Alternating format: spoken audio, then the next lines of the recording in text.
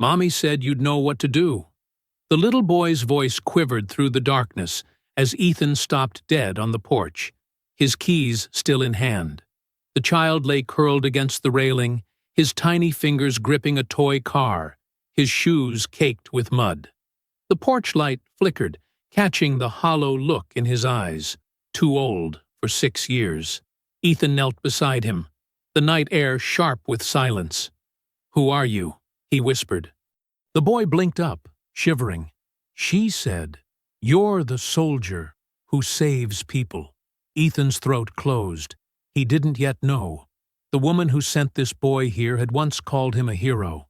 Before we go any further, comment where in the world you are watching, and make sure to subscribe, because tomorrow's story is one you don't want to miss.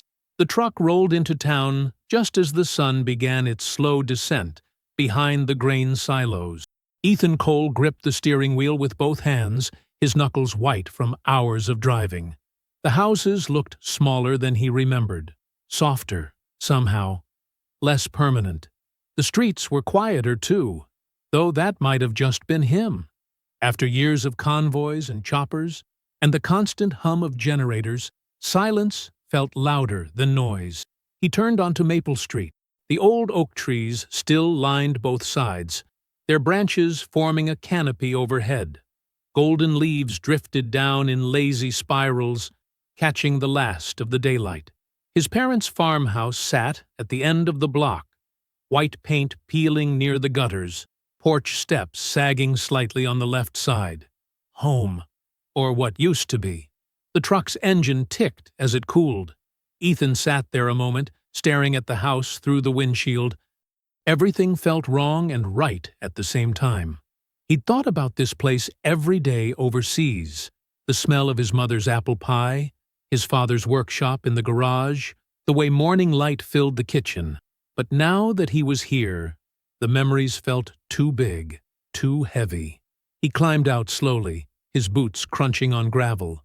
The air smelled like autumn, wood smoke and damp earth and something sweet he couldn't name. He fumbled with the key his lawyer had mailed him, fingers stiff from the long drive. The lock stuck twice before it turned. Inside, dust motes swirled in the fading light. Sheets covered the furniture like ghosts. Everything was exactly where his parents had left it. His mother's knitting basket on the side table, his father's reading glasses folded on the mantel, the silence pressed against his eardrums. Ethan set his keys on the hallway table and rubbed his face. He needed to unload the truck, get the duffel bag, maybe open some windows.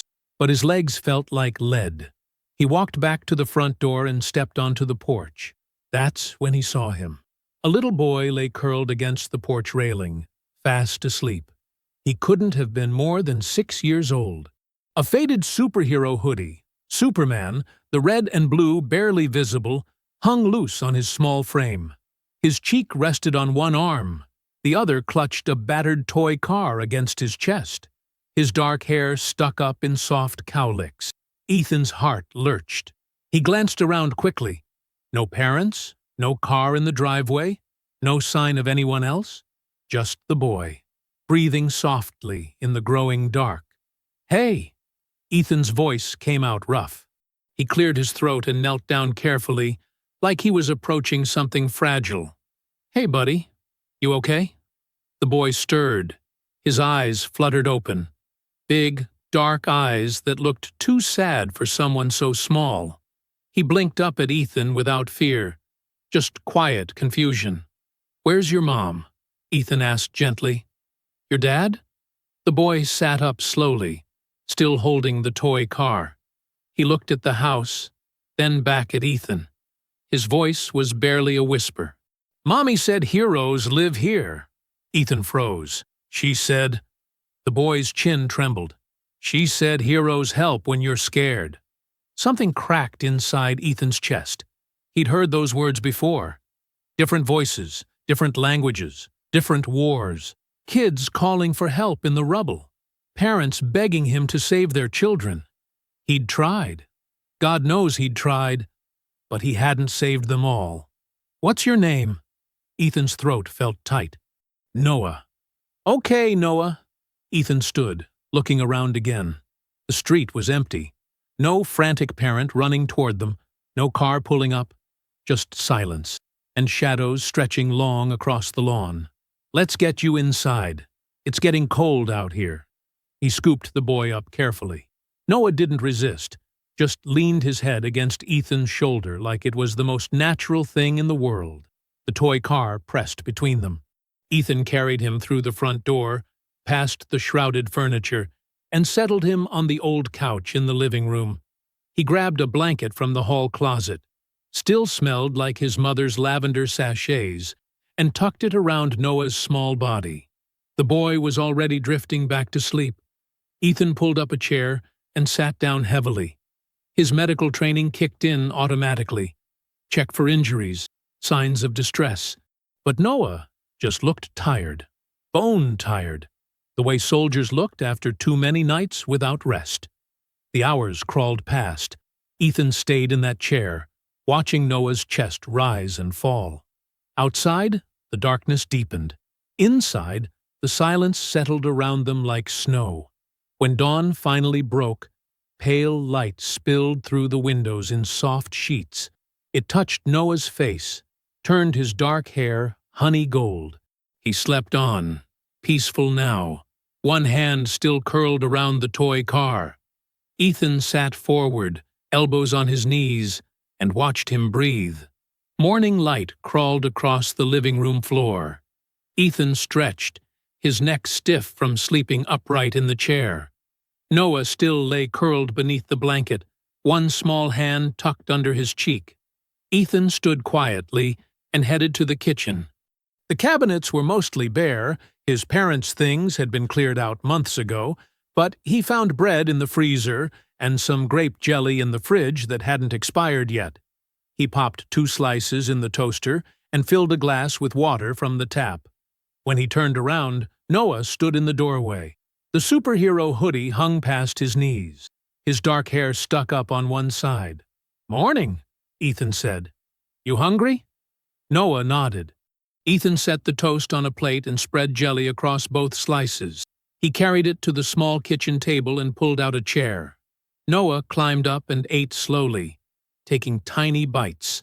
His eyes wandered around the room, the faded wallpaper, the old clock on the wall, the window above the sink. "That's good toast," Ethan offered. Noah didn't answer. He just chewed carefully, like someone who'd learned not to waste food. After breakfast, they moved to the living room. Noah walked over to the mantel, staring up at the framed photographs. Ethan's parents on their wedding day. A young Ethan in a Little League uniform, a Christmas photo with everyone smiling. "Who are they?" Noah asked quietly. "My family," Ethan said. "My mom and dad. They're not here anymore." Noah traced the edge of one frame with his finger. "Like my mommy." Ethan's chest tightened. He crouched down beside the boy. "Where is your mom, Noah?" Noah's shoulders lifted in a small shrug. He clutched the toy car tighter against his chest. "Did she tell you anything? Before you came here?" Another shrug. Noah's eyes stayed fixed on the photos. Ethan opened his mouth to ask something else, but movement outside caught his attention. Through the window, he saw Mrs. Green crossing from her yard, her cane tapping against the sidewalk. She wore a floral house dress and carried a covered dish. The doorbell rang. Ethan stood and opened the door. Mrs. Green smiled warmly, but her eyes went straight past him to Noah. "Ethan Cole, is that you? I thought I saw your truck last night." She peered around him. "And who's this little one?" "Morning, Mrs. Green. This is Noah. He showed up on my porch last night." Her eyebrows lifted. "Showed up? I found him sleeping out there. I don't know where he came from." Mrs. Green's expression shifted from curiosity to concern. She looked at Noah, then back at Ethan. "Does he have family nearby? Parents? I'm trying to figure that out." She handed him the dish. Felt like casserole underneath the aluminum foil. "You keep him warm, dear. I'm going to make a call." Before Ethan could protest, She was already heading back across the lawn, moving faster than he'd ever seen her move. 20 minutes later, a sheriff's cruiser pulled up. Deputy Martinez stepped out, followed by Sheriff Donnelly, a heavy-set man in his 50s who'd known Ethan since grade school. "Ethan." Donnelly extended his hand. "Been a long time." "Sheriff." They moved inside. Noah had retreated to the couch, curled up in the corner with his toy car. Martinez knelt down to his level, speaking softly. "Hi there, buddy. Can you tell me your last name?" Noah shook his head. "Where's your mommy?" No response. Donnelly looked at Ethan. "Mrs. Green said you found him on your porch? Last night, around 6. He was asleep when I got here. No parents? No car?" "Nothing." Martinez stood and walked over to where Noah's hoodie lay draped over the arm of the couch. She checked the pockets carefully. Nothing in the first one. But the second pocket crinkled. She pulled out a piece of paper, crumpled and soft from handling. "Sheriff." She unfolded it and read aloud. "His name is Noah. Please take care of him. I can't anymore." The words hung in the air. Ethan felt something twist behind his ribs. That helpless tone. That resignation. He'd heard it before. In mothers begging him to save their children when there was no ambulance coming. In fathers pressing photos into his hands before going back into burning buildings.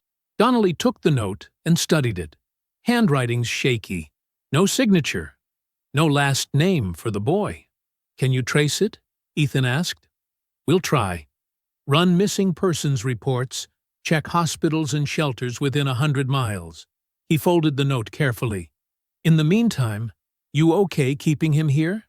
"Just temporarily. We'll get social services involved tomorrow." Ethan looked at Noah. The boy watched them all with those wide, sad eyes. "Yeah," Ethan said quietly. "I can do that." The officers left with promises to stay in touch. Mrs. Green returned with more food. Soup this time, and fresh bread. She fussed over Noah, who accepted her attention silently. The day passed slowly. Ethan found an old coloring book in a closet and some crayons. Noah colored carefully, staying inside the lines. They watched cartoons. They ate Mrs. Green's soup for dinner. When darkness fell again, Ethan led Noah upstairs to the guest bedroom. The sheets smelled like storage, but they were clean. He tucked Noah in, pulling the blanket up to his chin. "Try to get some sleep," Ethan said.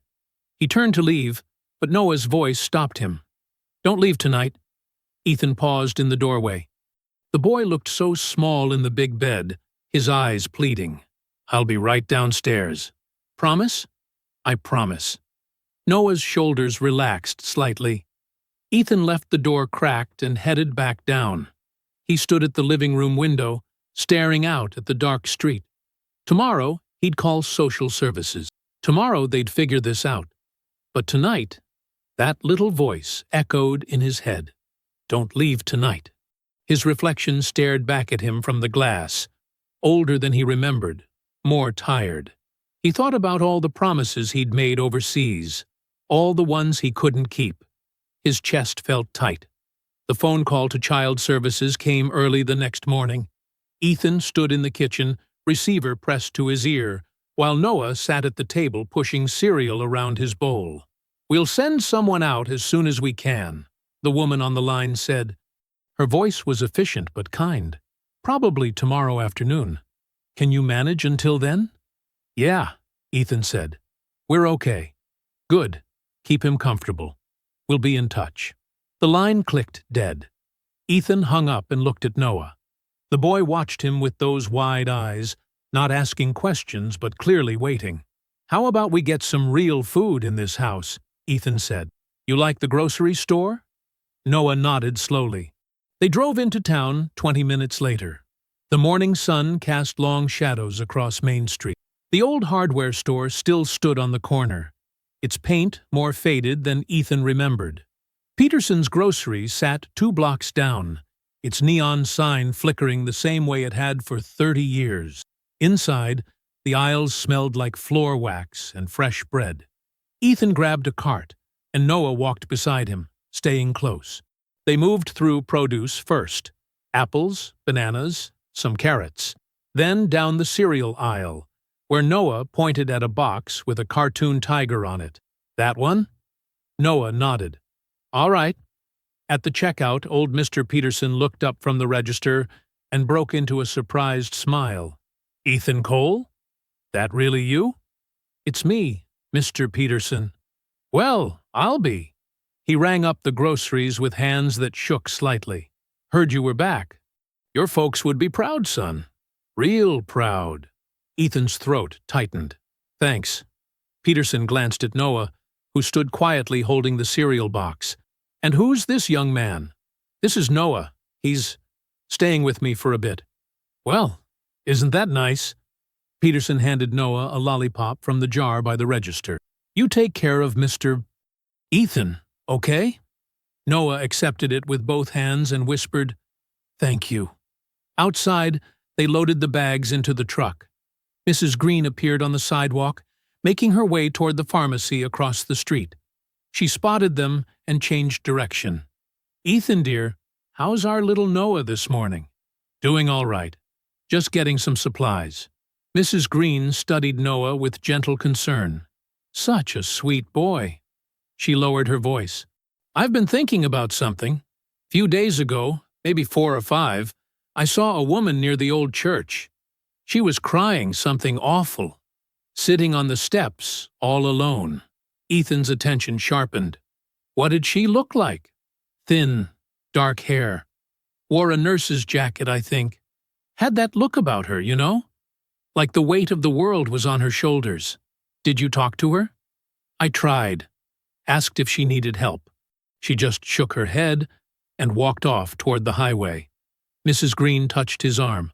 I didn't think much of it at the time, but now, I'll let the sheriff know. You're doing a good thing, Ethan. Taking care of this boy. She patted Noah's head and continued on her way.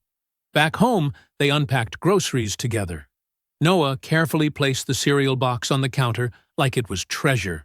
They made sandwiches for lunch, peanut butter and jelly, and ate them on the porch while leaves drifted down from the big oak tree. The afternoon passed quietly. Noah colored.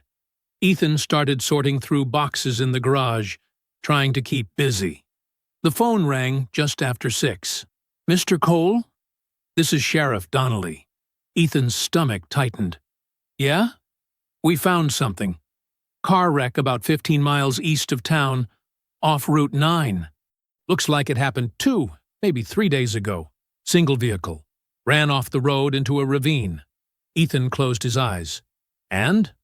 Driver was alone, female. ID matches a woman named Sarah Mitchell. Donnelly paused. Registration had a kid's car seat in the back. Empty. The room seemed to tilt. Ethan gripped the counter. Is she... She didn't make it. I'm sorry. Ethan couldn't speak. Behind him, Noah sat on the couch watching cartoons, completely unaware. We're running confirmations now, Donnelly continued. But based on the note, the timeline, the car seat, it's looking like Noah's mother. Okay. We'll know more tomorrow. The social worker will still come by. This changes things, Ethan. For the boy. I understand. After they hung up, Ethan stood frozen in the kitchen. His hands wouldn't stop shaking. He looked at Noah, still coloring, still safe, still believing his mother might come back. How do you tell a 6-year-old something like that? He couldn't. Not yet. Not tonight. Hours later, after Noah had gone to bed, Ethan walked out to the porch. The night air bit at his skin. Stars spread across the black sky like scattered salt. The old porch swing creaked in the wind, its chains groaning against the hooks. He sat on the steps and dropped his head into his hands. That woman, Sarah Mitchell, she'd driven her son here, to this house, to him. A stranger, she'd trusted him with the most important thing in her world, then driven off and died alone in a ravine. Why? What made her think he could do this? He thought about all the children he couldn't save overseas, all the tiny hands going cold in his, all the mothers screaming, And now here was one more child, sleeping upstairs, who'd lost everything. The wind stirred the empty swing beside him. Ethan stared up at the stars and whispered, "What am I supposed to do with you, kid?" The swing creaked. The wind answered with silence. The caseworker arrived at 2 o'clock the next afternoon. Ethan had spent the morning trying to act normal, making pancakes, letting Noah watch cartoons, pretending his chest wasn't tight with dread. The knock came right on time. "I'll get it," Ethan said. Noah looked up from the floor, where he'd been rolling his toy car back and forth across the rug. Something in Ethan's tone made him freeze. The woman at the door was younger than Ethan expected, maybe 30. She wore a gray blazer and carried a leather folder. Her smile was professional but warm. "Mr. Cole? I'm Jennifer Reeves, with Child Services. Come in." She stepped inside and spotted Noah immediately. Her expression softened. "And you must be Noah." Noah didn't answer. He pressed himself against the couch. "He's shy," Ethan said. Jennifer nodded. She set her folder on the coffee table and sat in the armchair across from the couch. Ethan remained standing, arms crossed. "I spoke with Sheriff Donnelly this morning," Jennifer said quietly. "I understand they found Noah's mother." Ethan glanced at the boy. "Yeah. And Noah doesn't know yet." "No." Jennifer studied him for a moment. "That's probably wise. We'll need to tell him soon, but there's no rush. Not today." Ethan's shoulders relaxed slightly. "For now," Jennifer continued, "we need to discuss Noah's immediate care. Do you have any family, Noah? Grandparents? Aunts or uncles?" Noah shook his head without looking up. "We're searching records," Jennifer said, "but it may take time. In the meantime, we need somewhere safe for Noah to stay." She looked at Ethan. "The county has several foster families available. Good people. They're experienced with—" "He can stay here." The words came out before Ethan even thought them through. Jennifer blinked. "Mr. Cole, I've got the space. The house is paid off. I've got savings from the Army. And he already knows me. I appreciate that, but temporary guardianship requires—" "I know what it requires." Ethan's voice was firm. "I've got an honorable discharge, clean record, medical training, and he's comfortable here." Jennifer glanced at Noah, who was now watching Ethan with wide, hopeful eyes. "Please," Noah whispered. That single word cut through everything. Jennifer sighed and opened her folder. She pulled out a form. "If I approve this, it's temporary. Week by week, pending background checks and home visits. If family comes forward, they get priority. Understood?" "Understood. And you'll need to tell him about his mother. Soon." Ethan nodded. Jennifer spent the next 20 minutes filling out paperwork. She asked questions about Ethan's discharge, his plans, his support system. She walked through the house, checking bedrooms and bathrooms. When she returned to the living room, she knelt in front of Noah. "Would you like to stay here with Mr. Ethan?" Noah nodded quickly. "Okay." Jennifer stood and handed Ethan the forms. "I'll be back next week to check in. Call me if you need anything." After she left, the house fell quiet. Noah looked up at Ethan. "I can stay?" "Yeah, kid. You can stay." Noah launched himself forward and wrapped his arms around Ethan's waist. The hug was fierce and desperate. Ethan stood stiff for a moment, then slowly put his hand on the boy's head. "It's okay," he murmured. "You're okay." The days that followed fell into a rhythm. Ethan woke early, made breakfast, scrambled eggs, toast, juice, packed lunches in brown paper bags, even though Noah wasn't in school yet. It gave him something to do with his hands. He fixed the old truck in the garage, tightening belts and changing oil, while Noah sat on an upturned crate, handing him tools. The boy was quiet but attentive, watching everything Ethan did. In the afternoons, they walked to the park. The playground was small, just swings, a slide, and a rusted merry-go-round. Noah climbed the slide slowly, cautious, like he wasn't sure it was allowed. Ethan stood nearby, hands in his pockets, watching. "Go ahead," Ethan said. "It's safe." Noah slid down. A small smile flickered across his face. They went back every day after that. At night, Ethan cooked simple meals: spaghetti, grilled cheese, mac and cheese from a box. Noah ate everything without complaint, sitting across from Ethan at the old wooden table. After dinner, they sat on the couch. Ethan read from a picture book Mrs. Green had brought over, something about a bear and a rabbit. Noah leaned against his side, eyes growing heavy. "Time for bed," Ethan said when the story ended. Noah climbed the stairs slowly. Ethan tucked him in, pulling the blanket up to his chin. "Good night, kid." "Good night." Ethan turned off the light and closed the door halfway. The nightmare came just after midnight. Ethan woke to the sound of crying, high-pitched, terrified. He was on his feet before he was fully conscious, moving down the hall on instinct. He pushed open Noah's door. The boy was sitting up in bed, sobbing, hands clutching the blanket. His face was wet with tears. Hey, it's okay." Ethan crossed the room and sat on the edge of the mattress. "You're safe." "Mommy!" Noah gasped. She was falling. It was just a dream. "She was calling me, and I couldn't—" Ethan pulled him close. Noah buried his face against Ethan's chest, shaking. The sobs came harder now, desperate and raw. "I've got you," Ethan whispered. "You're safe now. I've got you."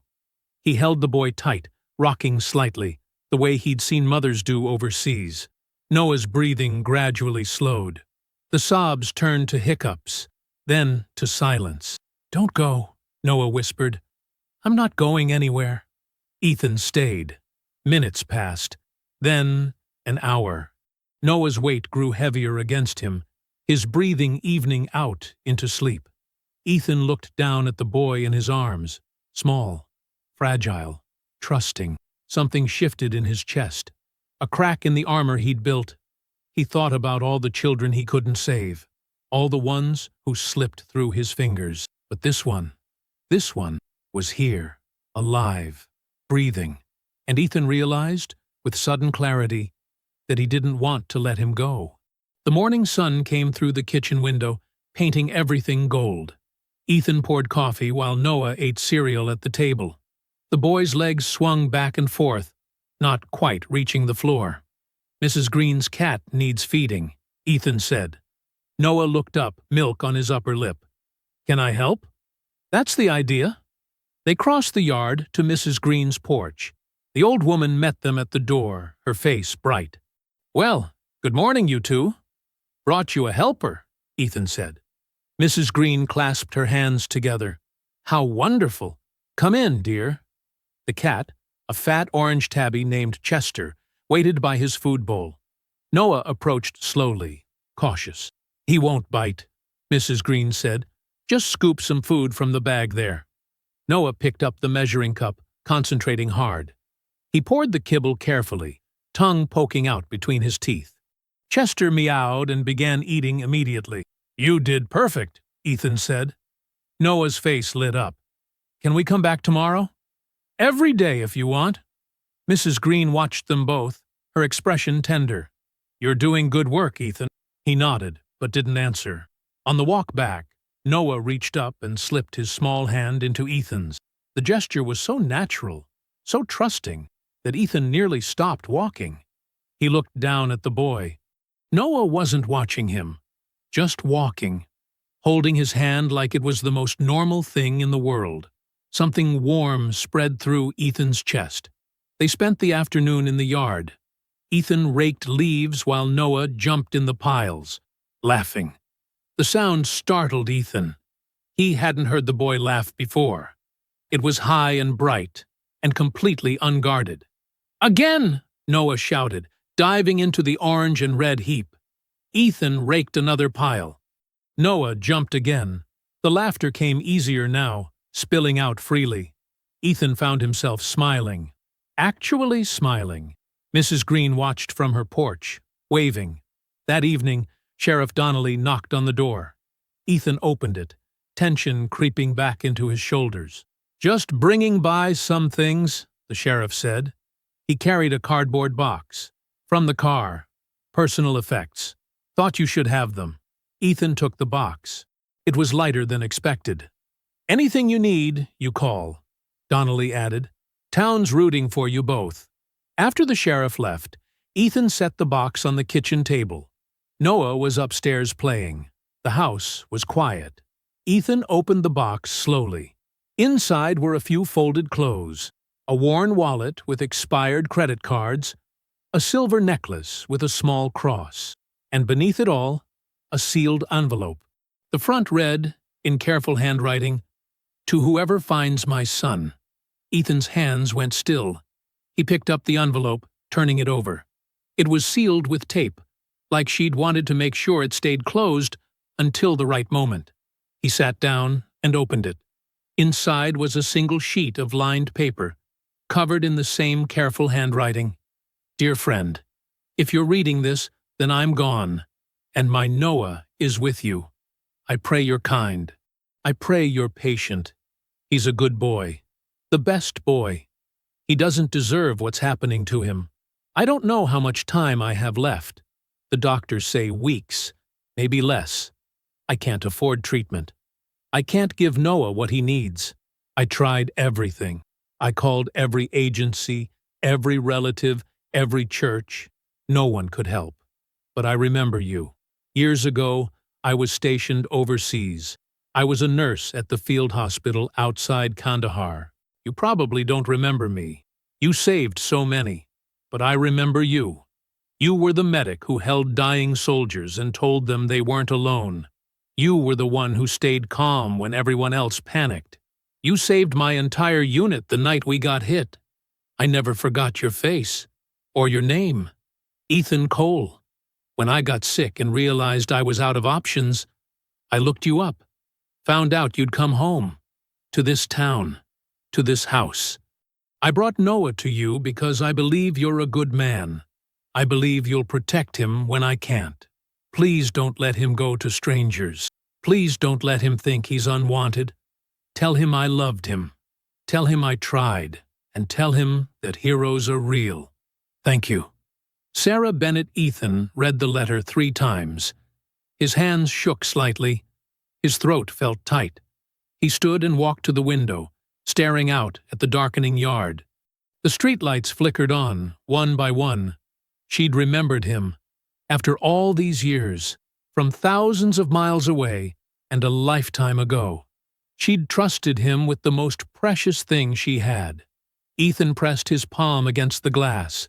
The coldness spread through his skin. He thought about the children he couldn't save, the ones who died in his arms, the ones he carried to the helicopters, already gone. But this one, this boy upstairs playing with a toy car, this one was still here. This one he could save. Later that night, Ethan climbed the stairs. Noah was already in bed, tucked under the blanket, his toy car resting on the nightstand. Time to sleep? The boy asked. Yeah. Ethan sat on the edge of the mattress. But I wanted to tell you something first. Noah waited, eyes wide in the lamplight. Your mom, Ethan said slowly, she loved you very much. She wanted you safe. That's why she brought you here. Because you're a hero? Ethan's chest tightened. No, kid, not a hero. Just someone who tries to help. Noah considered this. That's what heroes do. Ethan couldn't answer that. He reached out and smoothed the blanket. I want you to know something. You're safe here. I'm not going anywhere. I promise. Really? Really? Noah's small hand reached out and grabbed Ethan's. Okay. Ethan squeezed gently. Good night, Noah. Good night. Ethan turned off the lamp and stood. He paused in the doorway, looking back at the small figure in the bed. I'll keep you safe, he whispered. I promise. The days found their rhythm. Ethan walked Noah to the bus stop each morning, watching until the yellow doors closed and the bus pulled away. Then he'd head to the clinic downtown, where Dr. Martinez had offered him volunteer work, helping with basic wound care, taking vitals, organizing supplies. The work felt good, familiar, like using muscles that had gone soft. In the afternoons, Ethan picked Noah up from school. They'd stop at the diner for milkshakes or visit Mrs. Green's cat. Homework happened at the kitchen table, Noah's tongue poking out as he traced letters carefully. Bedtime meant stories. Ethan read from worn library books, his voice steady and low, until Noah's eyes grew heavy. The town noticed. "Never seen you smile so much," Mrs. Green said one morning, handing over fresh muffins. At the clinic, Dr. Martinez clapped him on the shoulder. "You're different now. Lighter, somehow." Ethan didn't know how to explain it. The weight he'd carried for years, the guilt, the ghosts, it hadn't disappeared. But Noah needed him present, not lost in memories. So Ethan showed up, every single day. And slowly, something changed. Sunday arrived bright and warm, unseasonably pleasant for late autumn. The church organized a community picnic at the park. Families spread blankets across the grass, children ran between trees, and the smell of grilled food filled the air. Ethan brought Noah, who stuck close at first, shy around the crowd. "Want to play with the other kids?" Ethan asked. Noah shook his head, gripping Ethan's hand tighter. "That's okay. We'll just hang out." They ate hot dogs on a bench, watching the chaos. Eventually, Noah relaxed enough to chase a soccer ball with a few other children. Ethan watched from the sidelines, hands in his pockets, something warm settling in his chest. Later, as the afternoon light turned golden, Ethan noticed an old bike leaning against a tree. Someone had brought it for the kids to share. "Hey, Noah!" Ethan called. "Come here a second." The boy trotted over, curious. "Ever ride a bike?" Noah's eyes went wide. "No. Want to try?" The grin that spread across Noah's face was answer enough. Ethan adjusted the seat and walked the bike to the empty street running alongside the park. Noah climbed on, wobbly already. "I got you," Ethan said, gripping the back of the seat. "Just pedal. I won't let go." Noah pushed forward, legs pumping awkwardly. The bike lurched. "Keep going." "You're doing it." They moved down the street, slow and unsteady. Noah's laughter bubbled up, nervous and excited. "You're doing great. Don't let go." "I won't." They reached the end of the block. Ethan guided Noah through a wide turn, and they headed back. This time, Noah pedaled faster, more confident. "I'm doing it!" he shouted. "You really are." People at the park stopped to watch, smiling. Mrs. Green waved. Dr. Martinez gave a thumbs up. By the third pass, Noah was laughing so hard he could barely steer. Ethan ran alongside, hand still on the seat, his own laughter mixing with the boys'. When they finally stopped, both breathing hard, Noah looked up at Ethan with pure joy. "Can we do it again tomorrow?" "Absolutely." That evening, they sat at the kitchen table eating spaghetti. Noah twirled his fork, concentrating hard. Sauce dotted his chin. "Today was fun," he said. "Yeah, it was. Everyone was really nice." "They like you." Noah chewed thoughtfully. Then, without looking up, he said quietly, "They like you too, Dad." Ethan's fork stopped halfway to his mouth. The word hung in the air. Noah kept eating, like he hadn't just said the most important thing in the world. Ethan set his fork down carefully. His throat felt tight. His eyes stung. "Noah." The boy looked up, suddenly worried. "Is that okay?" "Mrs. Green said I could call you that if I wanted." Ethan's vision blurred. He blinked hard, but the tears came anyway. "Yeah," he managed. "Yeah, it's okay." Noah's face brightened. "Okay. Good." Ethan reached across the table and squeezed the boy's hand. Noah squeezed back, then returned to his spaghetti like nothing monumental had just happened. But for Ethan, everything had shifted. He wiped his eyes with the back of his hand and smiled. The next morning, Ethan's phone rang while Noah was upstairs brushing his teeth. "Mr. Cole? This is Linda Harris from Child Protective Services." Ethan's stomach dropped. "Yeah? I'm calling to inform you that a relative of Noah's has come forward. A maternal aunt. She's filed for custody." The floor seemed to tilt. "What?" "She lives 2 states over. We're required to investigate all family placement options before considering adoption by non-relative. I'm sorry. I know this is difficult. Ethan gripped the counter. When? We'll need to schedule a meeting this week. I'll call with details. The line went dead. Ethan stood frozen, phone still pressed to his ear. Footsteps on the stairs. Noah appeared, toothbrush in hand. Ready for school? Ethan forced his voice steady. Yeah, buddy. Let's go. That night, after Noah fell asleep, Ethan sat in the chair beside the bed. The toy car rested on the nightstand where it always did. Ethan picked it up, turning it over in his hands.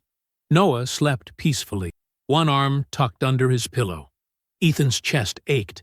He'd already lost so much, so many people he couldn't save, and now this boy, this kid who'd called him Dad, might be taken away too. Ethan closed his eyes, gripping the toy car tighter. Please, he whispered into the darkness. Not this time. The social worker arrived at 9 in the morning. Ethan had known she was coming. Linda Harris had called the night before with the details. Still, when the knock sounded at the door, his hands trembled. Noah sat on the couch, clutching his toy car. He'd been quiet all morning, barely touching his cereal. Ethan opened the door. Linda stood on the porch, briefcase in hand.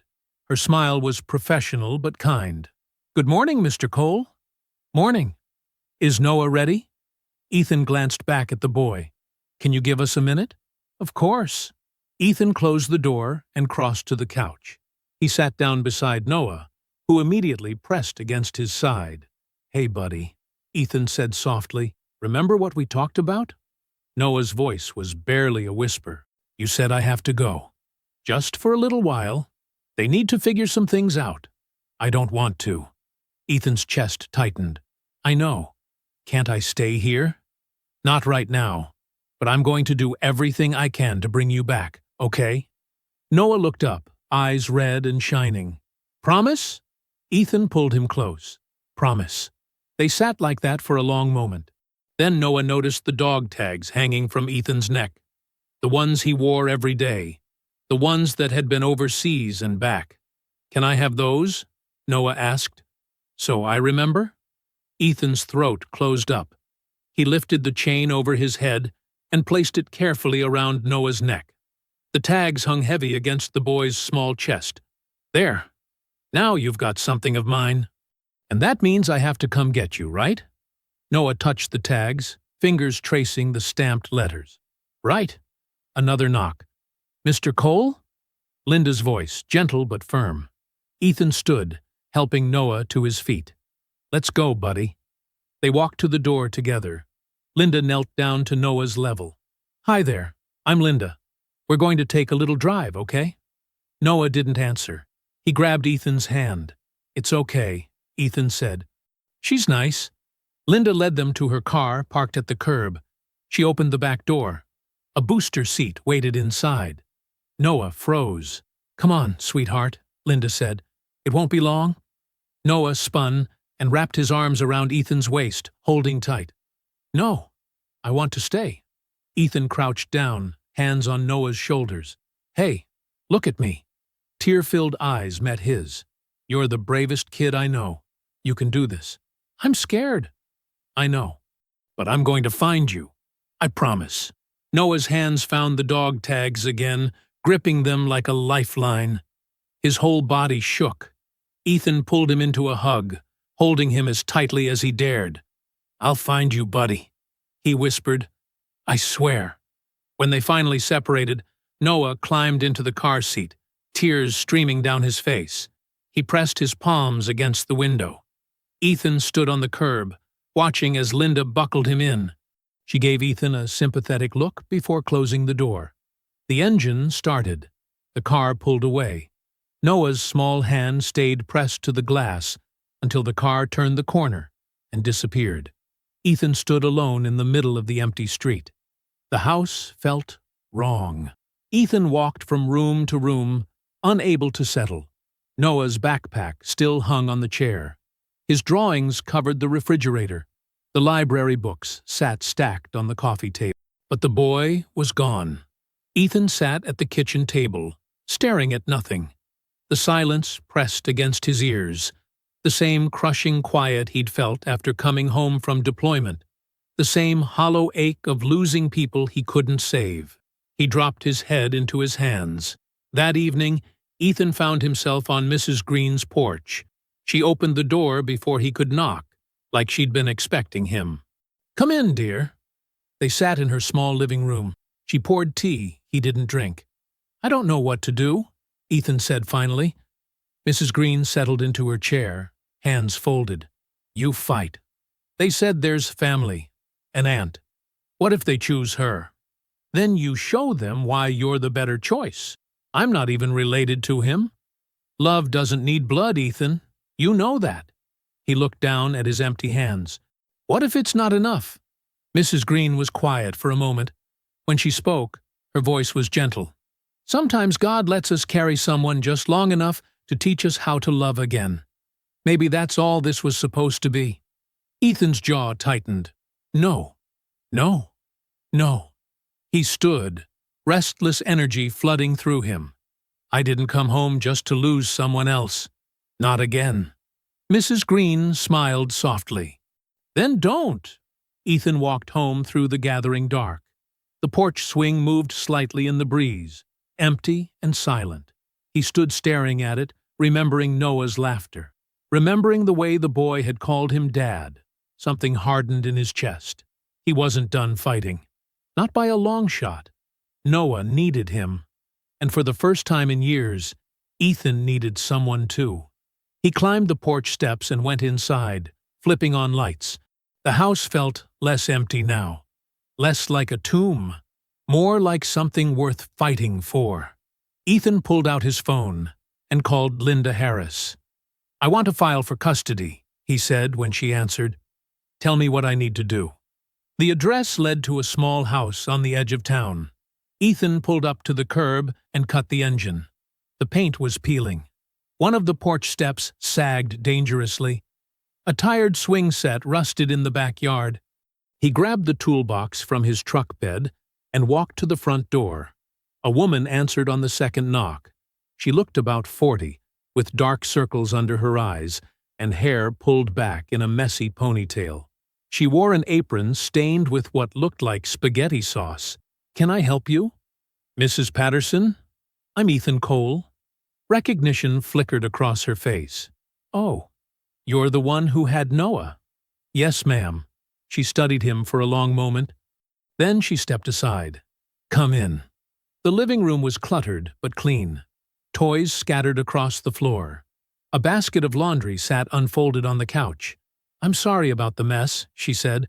"I work 2 jobs, and there's only so much." She stopped herself. "Can I get you something to drink?" "No, thank you.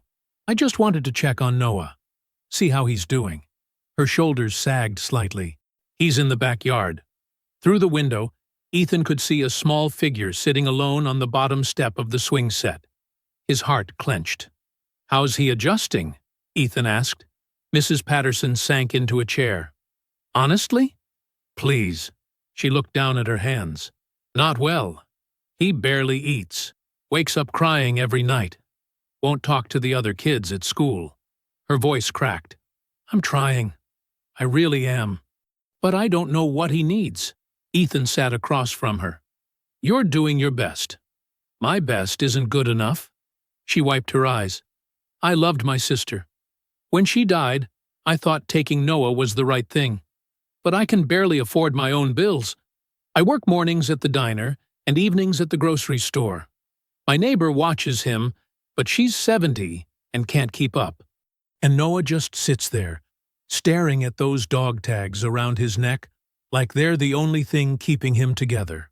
The words hit Ethan hard. "I'm sorry," Mrs. Patterson continued. "You didn't come here to listen to me complain." "Actually," Ethan said quietly, "I came to help." She looked up, confused. "I noticed your porch steps are loose, and if you'll let me, I'd like to fix them before someone gets hurt." "You don't have to." "I want to." Ethan spent the next hour working on the porch. He replaced 2 rotten boards, tightened the railing, and reinforced the foundation. The physical work felt good, purposeful. Mrs. Patterson brought him water halfway through. "Thank you for this." "It's nothing." "It's not nothing." She hesitated. "Can I ask you something?" "Sure." "Why are you really here?" Ethan set down his hammer. "Because Noah matters to me. Child Services said you filed for custody." "I did." She was quiet for a moment. "They also said you have no legal connection to him.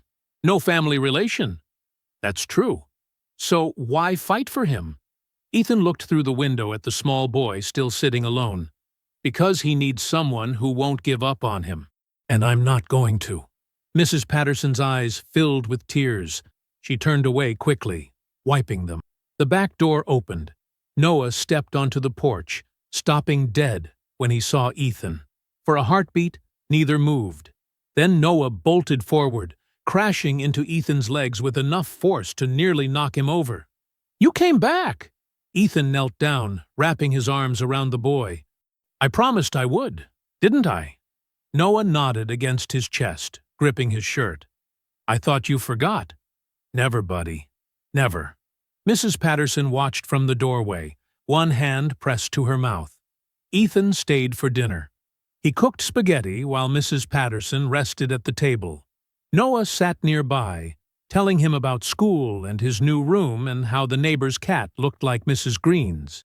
The boy talked more in 1 hour than he probably had in weeks. After dinner, they sat in the living room. Noah curled up beside Ethan on the couch, head resting against his arm. Mrs. Patterson cleared her throat. "Mr. Cole, can we talk?" "Of course." She looked at Noah, then at Ethan. When she spoke, her voice shook. "I can't do this. I thought I could, but I can't. He needs more than I can give him. You're doing fine." "No." She shook her head firmly.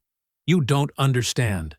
When you walked through that door today, he smiled for the first time since he got here. When you hugged him, he lit up. And just now, sitting beside you, he looks like he finally came home." Tears streamed down her face. "He belongs with you," she whispered. "He always did." Ethan's throat closed. "I'll talk to Child Services," she continued. "Tell them I support your adoption. Tell them he should be with you." "Are you sure?" "I'm sure." She smiled through her tears.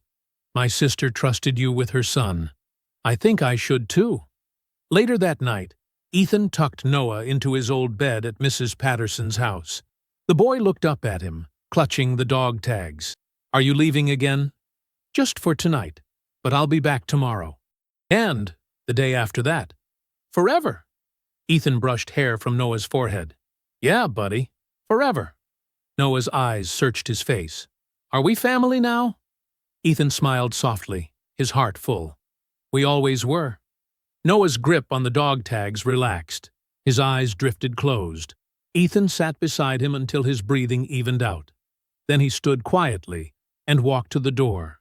Through the window, moonlight spilled across the bed, where the boy slept peacefully for the first time in weeks. Quiet hope glowed in the soft light. The porch lights twinkled against the falling snow. Christmas Eve had arrived cold and bright, wrapping the old farmhouse in a blanket of white. Ethan stood on the porch, adjusting the last string of lights while Noah bounced excitedly beside him. "Are they coming soon?" Noah asked for the 3rd time. "Any minute now." The adoption had finalized that morning. Judge Morrison signed the papers in her chambers, tears in her eyes, as she declared them father and son. Ethan carried the certificate home like it was made of gold. Now the whole town was coming to celebrate. Mrs. Green arrived first, carrying a tray of sugar cookies. "Oh, Ethan, it's beautiful." The porch glowed with warm golden lights. A small tree stood in the corner, decorated with handmade ornaments from Noah's class. Wreaths hung on every window. "Noah helped," Ethan said. "I hung all the low ones." The boy beamed. More neighbors arrived in clusters. The Johnsons brought hot cocoa. The Martinez family carried a basket of tamales. Even Sheriff Davis showed up with his guitar, ready to lead carols. Mrs. Patterson came last, bundled in a thick coat. She hugged Noah tightly. "Merry Christmas, sweetheart." "Merry Christmas, Aunt Linda." She turned to Ethan, eyes shining. "Thank you for loving him. Thank you for trusting me with him." The porch filled with warmth and laughter. Children ran through the yard, throwing snowballs. Adults huddled around steaming mugs, swapping stories. Sheriff Davis strummed his guitar while voices rose in familiar carols. Mrs. Green pulled Ethan aside. "Your parents would be so proud." Ethan's throat tightened. "I hope so. I know so." She squeezed his hand. "You brought life back to this house. And love." Noah tugged on Ethan's sleeve. "Dad, can we hang the ornament now?" "Dad." The word still sent warmth through his chest. "Absolutely." They knelt together by the small tree. Noah carefully unwrapped tissue paper from a glass ornament Mrs. Green had given them earlier. Painted in delicate letters across the front were the words, "First Christmas Together." Noah held it up to the light, watching it sparkle. "It's perfect. Just like you, buddy." They hung it on the highest branch Noah could reach. Ethan lifted him up so he could push it just a little higher. When Noah's feet touched the ground again, he wrapped his arms around Ethan's waist. "Best Christmas ever." Ethan held him close. "Yeah, it really is." The evening wore on, gently. Neighbors drifted home as the snow fell heavier. Mrs. Green kissed Noah's forehead before leaving. Mrs. Patterson lingered at the door, hugging them both one more time. Soon only Ethan and Noah remained. They sat on the porch swing, wrapped in blankets, watching the snowflakes dance through the golden light. The town stretched out before them, peaceful and quiet. "Dad?" "Yeah, buddy." "Do you think Mommy can see us?" Ethan looked down at the boy's upturned face. "I think she can." "Do you think she's happy?" "I know she is." Noah snuggled closer. "Good." They swayed gently, the swing creaking softly. Ethan breathed in the cold air, feeling something settle deep in his chest. Peace. Purpose. Home. Then Noah sat up suddenly. "Did you hear that?" Ethan listened. A faint whimpering sound drifted from somewhere nearby. Noah scrambled off the swing and rushed to the corner of the porch. "Dad, come look!" Ethan followed, kneeling beside him. Curled up beneath the old rocking chair, shivering in the cold, was a tiny golden puppy. Its fur was matted with snow, its eyes barely open. Noah gasped. "He's freezing!" Ethan reached out slowly, letting the puppy sniff his hand. Then he gently lifted it into his arms. The little thing trembled against his chest. "Can we keep him?" Noah's eyes were wide with hope. Ethan looked at the puppy, then at his son. A laugh rumbled in his chest, soft and warm. "Guess it's our turn to help." Noah's face lit up brighter than all the Christmas lights combined. "Really? Really?" The boy wrapped his arms around both Ethan and the puppy, squeezing tight. Snow continued falling, soft and silent. The porch light glowed golden against the white world. Inside, the small tree sparkled with ornaments and memories yet to be made. Ethan stood with his son and their unexpected guest, feeling the weight of love settle around them like a blessing, a symbol of love reborn, the miracle of found family, home. I hope you enjoyed that story. Make sure to like and subscribe so that you do not miss out on tomorrow's story. 2 of my favorite stories are on the screen now for you to enjoy.